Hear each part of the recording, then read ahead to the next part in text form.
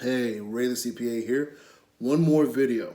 So this is our audit series. We have several series here on this channel. So this one is the audit series. We're going to go over really briefly the engagement letter. So what am I talking about? Typically when an external auditor is going to audit you, you're going to receive an engagement letter. Now, part of our generally accepted auditing standards here in this country are going to make, we have to send you an engagement letter. So what's the engagement letter for? External auditors will send you an engagement letter so that we can talk about, or you can be aware of the terms and legal responsibilities of both parties. So what are the auditors responsible for? What are management of your organization responsible for? All right, so those have to be made clear in the letter. Secondly, what needs to be made clear is the scope. Okay, by scope, what I'm talking about is, what are the auditors there for? What are they looking for?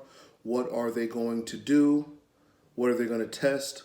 What are the limits? Okay, what they're going to give an opinion on, because most of the time when an external auditor comes, they're going to give an opinion. They're going to say, what we looked at is reasonable, or what we looked at was reasonable except for, or what we looked at was just complete trash. Not in those words, right? So let's back up a little bit. So the type of audits that an external auditors are going to perform there's three types. They can do a test of internal control, they can do a financial statement audit, or they can do an integrated audit that does both. Your audit engagement letter will speak about that. It'll also speak about whether it is a full scope audit where it's an accepted procedures. So sometimes an auditor will do a limited procedures engagement, which is slightly different from an audit. Or they'll do an audit except for, or they'll do an audit in spite of if certain records aren't ready, but you need that letter in place and signed before the audit starts.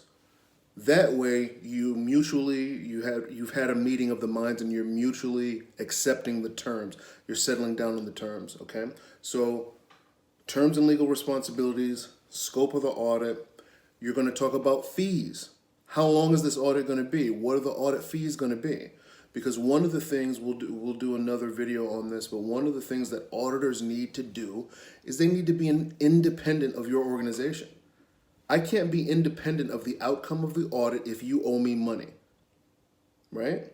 So for example, if I'm coming to do an external audit of your organization and you owe me $5,000 from previous engagements, well, I'm not independent. Your audit better go well, because you doing well means you can pay me. Get it? So the fees are going to be listed there. It's usually going to be addressed to the CEO or a higher person in your management, typically a CEO, but it could be your president or however your organization goes, okay? So that's the engagement letter. I don't really have anything else to say. There are other things in an engagement letter, but this is a simple series.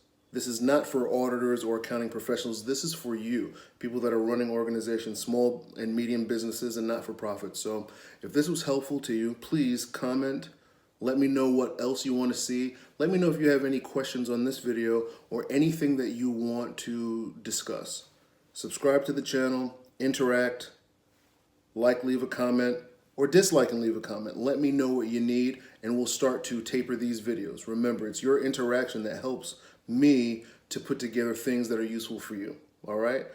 So once again, Ray the CPA. Have a great day. Bang bang.